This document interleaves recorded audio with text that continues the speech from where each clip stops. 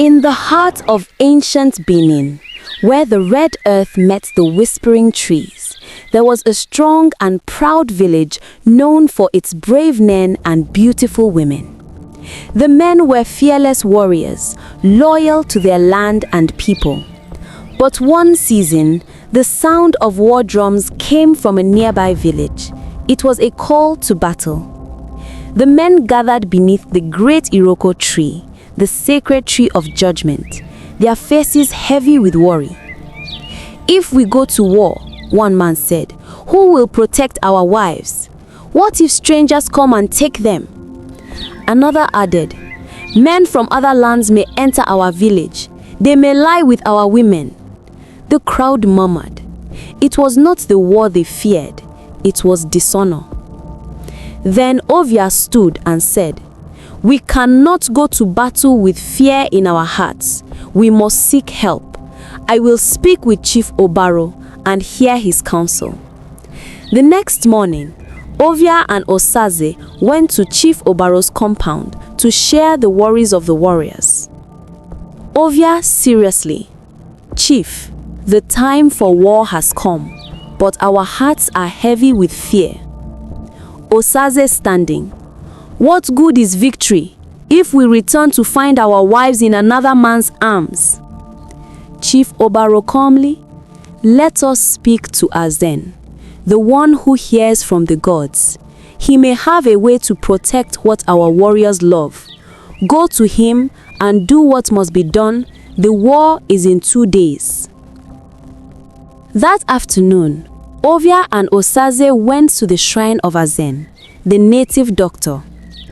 Azen was tall and thin, his forehead painted with sacred white clay. His dreadlocked hair was wrapped in cloth decorated with feathers.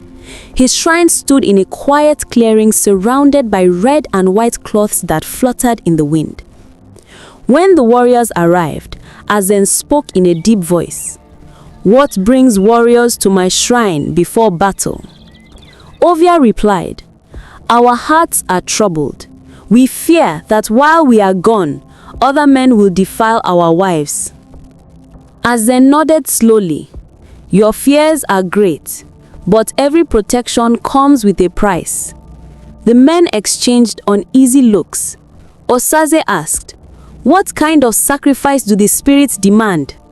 Azen said, "The blood of a stranger must be spilled upon this land before you leave. Only then will no man touch your wives." Azen told them what to do when they found the stranger for the sacrifice. He warned them to get the stranger before midnight. The warriors looked at each other in silence and finally agreed to the oath. Before night fell, they would find a stranger. Ovia and Osaze went in search for a stranger. They searched from hut to hut, from stream path, but no stranger was in the village. The road was quiet, the sun fell, and desperation grew. Osaze said, "We cannot return to Azen empty-handed." Ovia said, "Then who will we offer? There is no stranger here." Osaze said, "I'm tired already." Ovia said, "Wait a minute, I am thinking something. Azen has already told us what he will do with the stranger, right?" Osaze said, "Yes, he did."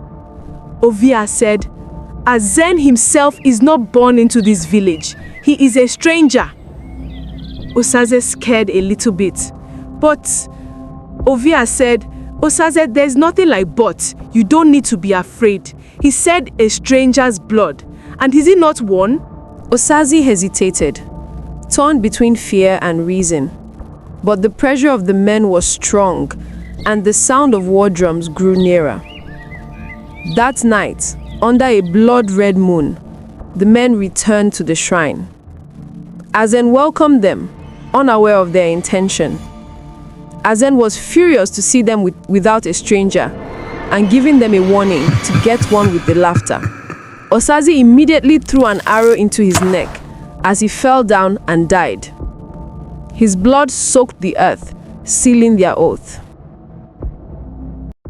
The men went to war and came back victorious. Their wives were untouched, and their homes were safe. The whole village rejoiced. Songs of victory filled the air. That night, the warriors gathered again under the great Iroko tree. Ovia smiling, "We are home, our wives are safe, and our land is at peace." Osaze, "The gods have truly been faithful. None of our wives betrayed us." Odion, nodding. Then, the sacrifice was not in vain. Many years passed. Generations came and went, and peace filled the land, until strange things began to happen. People in the village started falling sick with unknown illnesses. Some coughed out blood, others had terrible boils all over their bodies. Then came sudden deaths, women, men, even children. The air was heavy with fear. One morning, a crowd gathered at the king's palace to seek answers. The king sat on his wooden throne, surrounded by his chiefs. An elderly woman, weeping, stepped forward. "My king," she cried, "people are dying every moon. My son just passed away. This is not ordinary, my king. It is too much for us to bear." The palace grew silent. Omoregbe, one of the king's men, spoke softly. "My king, this sickness, it moves like a shadow. No one knows who it will strike next." Then Efosa, another elder, added, "My king, we have buried too many. If this continues, our land will be empty." The king sighed deeply and looked towards the heavens. He said, "I fear this is not the work of a man. We must speak to the seer. Send for Ode, the native doctor. Let him find out the cause of this calamity that has befallen our land." The next morning, Ogode, the native doctor, arrived at the king's palace, whispering strange chants as cowrie shells and charms hummed from his neck. The air grew cold and still.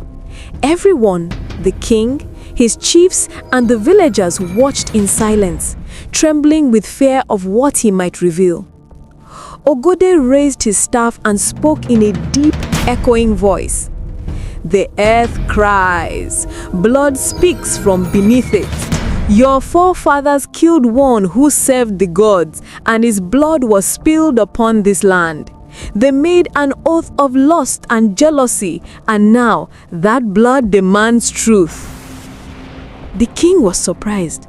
"You mean the sickness is because of what our fathers did?" he asked. Ogode nodded slowly. "Yes. Their sacrifice bound every woman of Ua village. If any wife lies with another man, she or her husband or even one of her children will die." Shock swept through the palace. People gasped. Some began to cry. Omorogbe, one of the king's men, whispered, "This is too much to bear." Suddenly, a woman fell to her knees weeping. "I beg you, my husband is dying. What can we do?" she cried. Ogode turned to her. "It means you have slept with another man," he said firmly. The woman's body shook with shame. After a long silence, she whispered, "Yes." The crowd murmured in disbelief. The king was concerned. "Ogode, what can we do to end this curse?" Ogode replied, "Nothing, my king. Nothing can break the oath made by your forefathers. The gods remember every drop of blood." The king insisted, "No, Ogode, something must be done. Ask the gods again." Ogode bowed his head and spoke softly. "Only confession and sacrifice can bring peace. The gods of this land drink truth before they drink peace. If a married woman commits adultery, she must confess and make sacrifices, or else calamity will fall upon her home. Every married woman must stick to her husband forever." The palace was silent. The people stood still, their hearts heavy with fear and sorrow. When the news spread across the village, there were cries and mourning everywhere. The sins of their fathers had become a shadow that followed every family. Even today, in some parts of Benin, People still whisper that when a woman sleeps with another man who is not her husband, death walks quietly through the house until she confesses and offers sacrifices before the gods.